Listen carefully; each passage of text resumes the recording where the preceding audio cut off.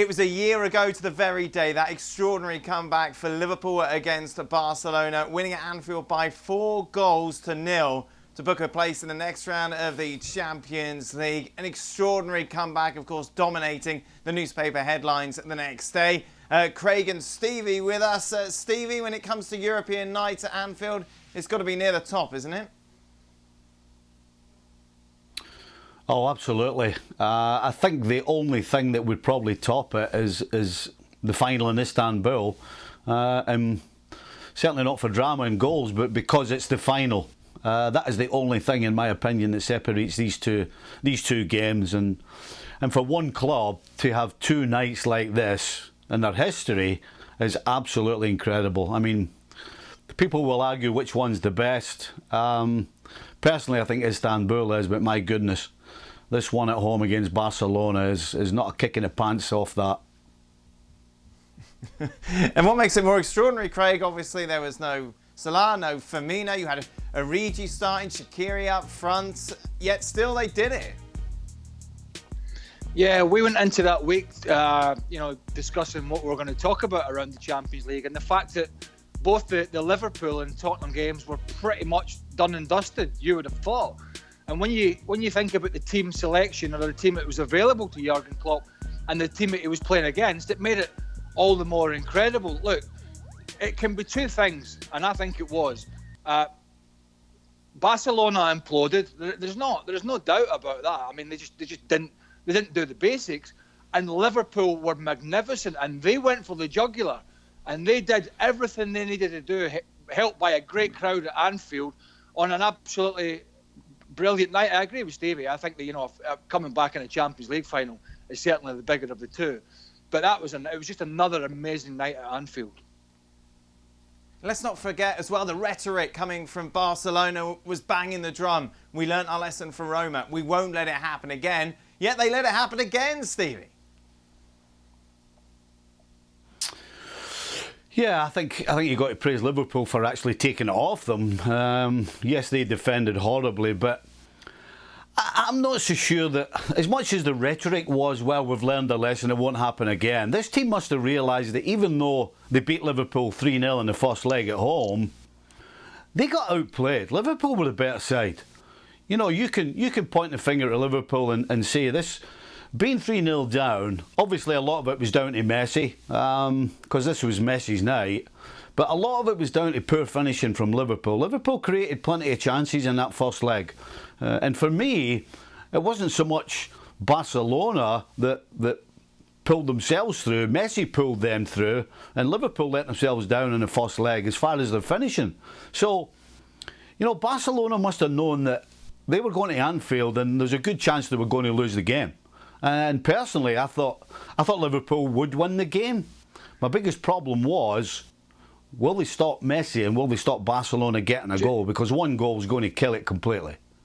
Do you know when I think about this game, Dan, and there's so many points about the performance from Liverpool that were magnificent. And Stevie mentioned it the other day when we were talking, was the saves from Alisson as well early on, which we shouldn't forget. But the one thing that just, whenever I think about this game, rightly or wrongly, the one thing that springs to mind, and is the first thing that comes to my mind, is the corner kick. The Trent Alexander-Arnold corner kick for that goal. Because I think it epitomised, amongst all the other great things Liverpool did, it epitomised the performance of the two teams. It was the quick thinking, the sharpness and the quality of Liverpool, and it was the downright sloppiness and lack of doing the basics from Barcelona. We saw senior players like Piqué and Busquets and all these guys with their backs turned to play when a corner kick was coming in a game where they were under the cosh and losing and about to go out.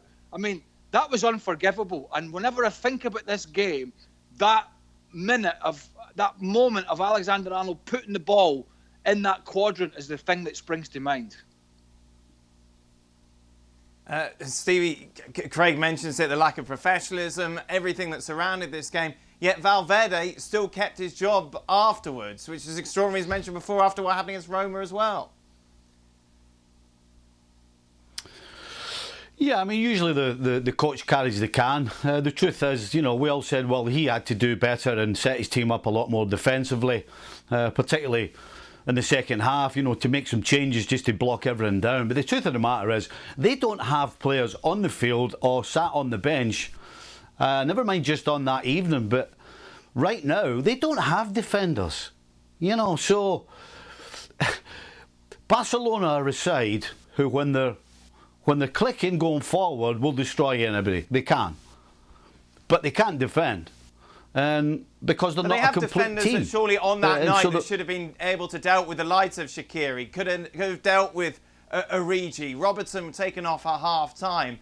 Everything was kind of there for them. I get your point. I completely get your point that defensively they were going to be vulnerable. Dan, tell me who. Come on. What do you mean? Please tell me who. You know, this is a team that had won La Liga back-to-back. Gerard Piqué is way past his best.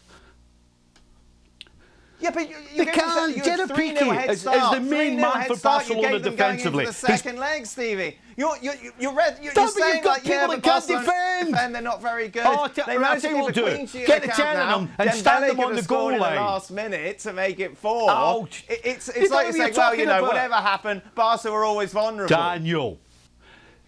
Daniel, you don't know what you're talking about. You've got players in defensive positions who cannot defend. So what do you think is going to happen when you cannot defend? I'll tell you what, the only way you get through it is if you're forwards and you're Messi's and these other guys are putting the ball in the back of the net and up the other end. Because if you're relying on players like Piqué, who's past his best, people like Semedo, Jordi Alba can't defend. He's fantastic going forward, but he can't defend. You've got Busquets in the middle of the park who can't get around. You know, you've got a middle three that can't defend. So where's the defending coming from, Dan? It's one thing to say, well, they should be able to. Well, guess what? If you don't have players that can defend, you better make sure you're putting the ball in the net up the other end. And they didn't do it on the second game at Anfield, and they were in complete disarray because they didn't have anybody in control. Nobody in control. I tell you, the one thing that's impressed me during this conversation is the fact that bookshelf behind you, Steve, he's managed to stay in the wall. Because he's almost headbutting the camera there, Dan. He's getting very angry with you. But what's noticeable is Piqué and now Ramos. His hatred for Spanish defenders is out there. He hates them. Well, here's the thing. Here's the thing. You know, Dan's comment is telling you that, you know, he's thinking, well, guys plays for Barcelona. You know, one of the best teams in the world. Surely they can defend. That's not the case, Dan. It's not the case.